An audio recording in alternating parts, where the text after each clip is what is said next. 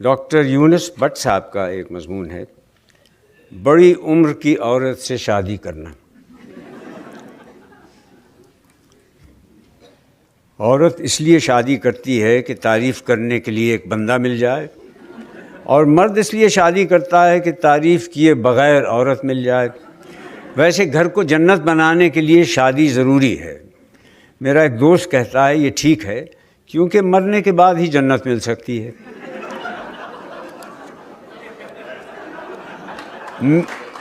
میرے خیال میں تو کمارا احمق ہوتا ہے، لیکن میرا دوست کہتا ہے کہ کمارا احمق ہوتا ہے مگر اسے اپنے احمق ہونے کا پتہ تب چلتا ہے جب وہ شادی کرتا ہے۔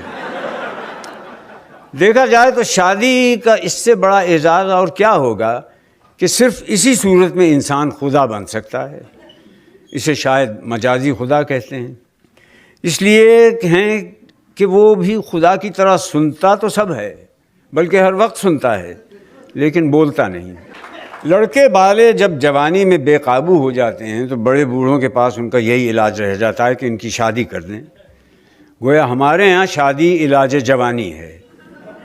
دنیا کی وہ عورت جسے آپ ساری زندگی متاثر نہیں کر سکتے وہ بیوی ہے، اور وہ عورت جسے آپ چند منٹوں میں متاثر کر سکتے ہیں وہ بھی بیوی ہے، مگر کسی دوسرے کی۔ بیوی کی خوبیاں تلاش کرنا ایسا ہی ہے جیسے اپنی خامیاں تلاش کرنا۔ بندہ اس لیے شادی کرتا ہے کہ سکون سے رہے، جو شادی نہیں کرتے وہ بھی اسی لیے شادی نہیں کرتے۔ شادی وہ عمل ہے جس میں دو لوگ مل کر اس طرح رہتے ہیں کہ ایک دوسرے کو رہنے نہیں دیتے۔ شادی کرنی چاہیے۔ اگر بیوی اچھی مل گئی تو زندگی اچھی ہو جائے گی، بیوی اچھی نہ ملی تو شاعری تو اچھی ہو جائے گی۔ اس سے زیادہ بے عزتی والی بات ہے اس میں بحث سے جیتنا۔ وہ خاوند کو تکلیف اور مصیبت میں نہیں دیکھ سکتی، اسی لیے وہ اس کے رنڈوا ہونے کی دعا نہیں مانگے گی، اپنا بیوہ ہونا قبول کر لے گی۔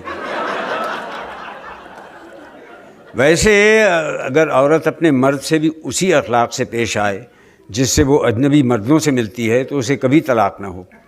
خاوند بھی اگر اسے دن میں ایک بار ایسے دیکھ لے جیسے وہ ہمسائی کو دیکھتا ہے تو اس کی خوشگوار ازدواجی زندگی کی ضمانت میں دے سکتا ہوں۔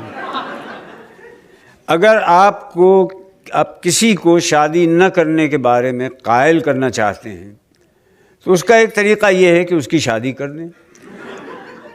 اور تو اور میرے دوست نے بھی دوسری شادی کے بعد توبہ کر لی کہ اب ساری زندگی دوسری شادی نہیں کروں گا۔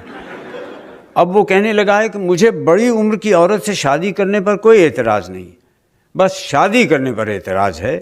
سارا دن مجھے یہ کہہ کر بے سکون کرتا رہتا ہے کہ شادی نہ ہوتی تو اسے کتنا سکون ہوتا۔ اب میں بھی اس کی باتوں سے قائل ہو گیا ہوں کہ اگر اس کی والد کی شادی نہ ہوتی تو مجھے کتنا سکون ہوتا۔